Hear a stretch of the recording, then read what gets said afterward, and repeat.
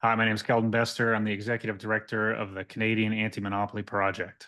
Big tech policy issue that's important is protecting and preserving competition in digital markets. We have markets like online advertising, online search, e-commerce that have really been dominated by, one to two players.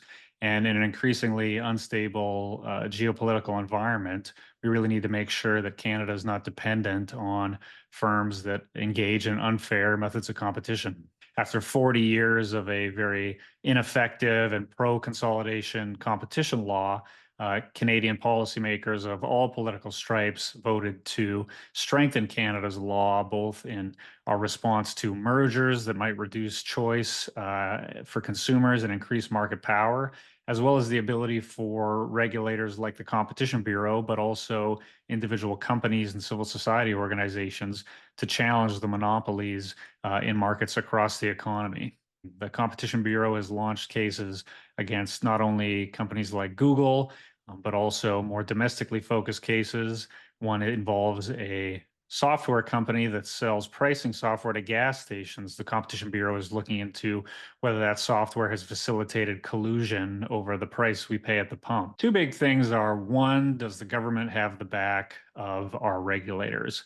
Are they standing up to potential interference from foreign players, to challenges to companies like Google? And are they giving the regulator the resources it needs to continue to bring these cases in markets across the economy?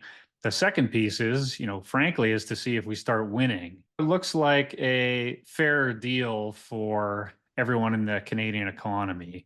It means that when Canadian consumers go to get the products and services that they need, is that they feel like they're getting good value for money. For entrepreneurs, people feel that they have the freedom to operate, to start whatever business they're interested in, and knowing that they won't have the boot of monopoly on their neck. What we want to avoid is a situation where, one, the only logical option is to exit to an incumbent monopolist, and two, where on the offensive, those firms can use a combination of monopolistic practices to squeeze competitors, and then when they're weakened, buy them out and kill that competitive spirit. To have an innovation agenda in the current geopolitical moment, we really need to focus on ownership and independence in a way that we haven't before.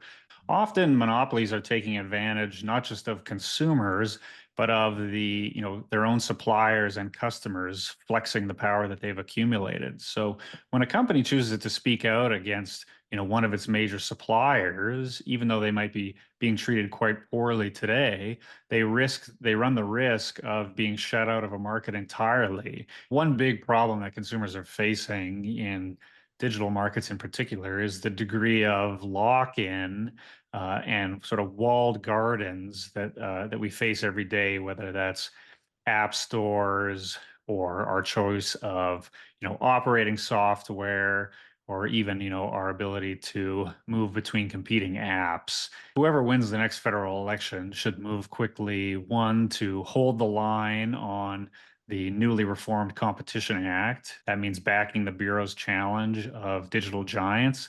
It means giving the regulator the resources it needs.